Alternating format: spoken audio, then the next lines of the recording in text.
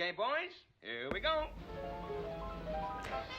Hello guys, welcome to my new vlog. अनि यसमा चाहिँ म मेरो साथीको इन्ट्रोडक्सन गर्छु अब। Screwball in his side pocket. दुनिया का सबसे आलसी जानवर है। ये दिन में 20 से 22 घंटे सिर्फ सोता रहता है और उठने के बाद पेड़ों की कुछ पत्तियां खाकर वापस सो जाता है। इसका नाम है स्लॉथ, जो हामी दुईजना चाहिँ टक्क लाएर सर्कुलरतिर गयौँ किनभने त्यहाँ चाहिँ थियो क्रिसमस जुन चाहिँ जुलाईमा भइरहेको थियो। अफकोर्स अस्ट्रेलियामा यस्तै नै हुन्छ।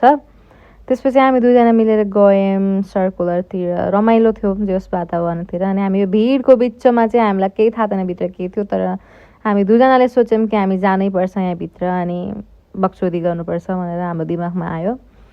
त्यसपछि हामी लाइनमा लाग्यौँ, तर मान्छेको भिड चाहिँ एकदम सही थियो। अनि सबै भिडको बिचमा हामी दुईजना पनि घोस्रियौँ, हाम्रो पनि के नै छ र जिन्दगीमा भनेर। तर रमाइलो थियो, हेर्नुहोस् मान्छे नै मान्छे छन्। हामीलाई लागेको थियो फेक स्नो छ, त्यही भएर हामी गएको थियौँ। यो चाहिँ फेक स्नो थियो जुन चाहिँ थियो कटन। अनि मलाई लागेको थियो कि पुरै स्नो नै स्नो हुन्छ नि। हाम्रो स्नो आयो, स्नो स्नो स्नो।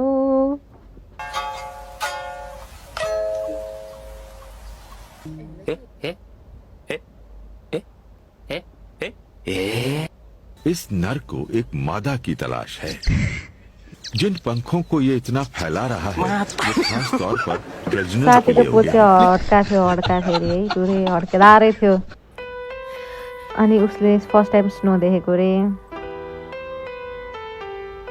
यो चाहिँ मेरो रियाक्सन हो।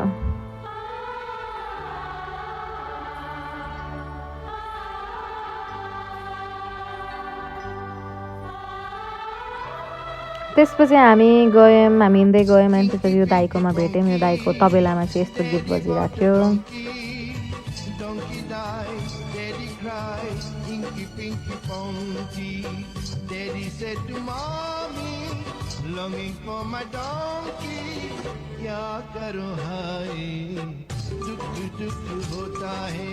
अनि यहाँ साथीलाई चाहिँ भ्लगिङ गर्नुपर्ने रे, अनि उसले चाहिँ यसो भ्लग गराएको थियो, तर उसको भ्लग यति मात्र एउटा भिडियोमै सीमित थियो। खुसी छ साथी, खुसी, एकदम खुसी। यो चाहिँ साथीको पोज रे। साथीको टाउको हल्लेको बाहेक अरू केही छैन यो फोटोमा है। फेरि अरू सबै सेम छ।